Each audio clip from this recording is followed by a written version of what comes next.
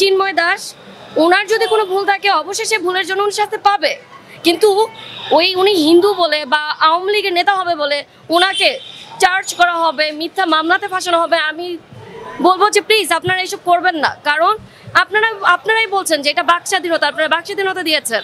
যে অন্যায়গুলো হচ্ছে, যে কাজটা হচ্ছে, এটা একদমই ঠিক হচ্ছে না। কারণ হিন্দুরাও আমাদের বাংলাদেশের নাগরিক, তারা কোনো সংখ্যালঘু না। আর হিন্দু হবে বলেই যে আওয়ামী লীগের লোক হবে, এটা ভাবা একদমই উচিত নয়। আমি ইউনূস সরকার প্রধান উপদেষ্টাকে অনুরোধ করব, বিনীত অনুরোধ করব, উনি যেন অবশ্যই হিন্দুদের দাবিগুলোকে মেনে নেয় এবং ওদের যোগ্য সম্মানযোগ্য প্রাপ্যগুলো যেন দেয়, ওদের নিরাপত্তা যেন দেয়। কারণ যেহেতু আমার ইচ্ছা আছে মানুষের ন্যায় বিচারের পক্ষে কথা বলার, তো আমি বলবো যে কাজটা হচ্ছে যে হ্যাঁ হিন্দু হবে বলেই যে সে আওয়ামী লীগের লোক হয়ে যাবে, এটা ভাবাটা আপনারা বন্ধ করুন।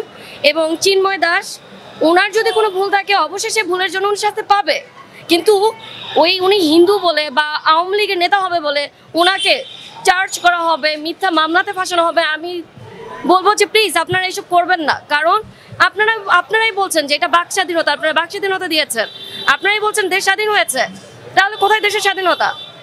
আপনারা যদি আগের সরকারের মতো করেন, আগের সরকার কাউকে কোনো কিছু করতে দিত না, আপনাদেরই বক্তব্য, তাহলে আপনারাই যদি সেম কাজটাই করেন তাহলে এই বাক স্বাধীনতা কোথা থেকে আসছে? আমি মনে করছি এখানে কোনো বাক স্বাধীনতা নাই। আমি মনে করছি আপনারা কোনো বাক স্বাধীনতা দিচ্ছেন না। যদি একান্তই আপনারা বাক স্বাধীনতা দিতে চান তাহলে আমি অনুরোধ করব আওয়ামী লীগ সরকারের যে ভুলগুলো করে আসছে আপনারা সেই ভুল থেকে বের হয়ে যান।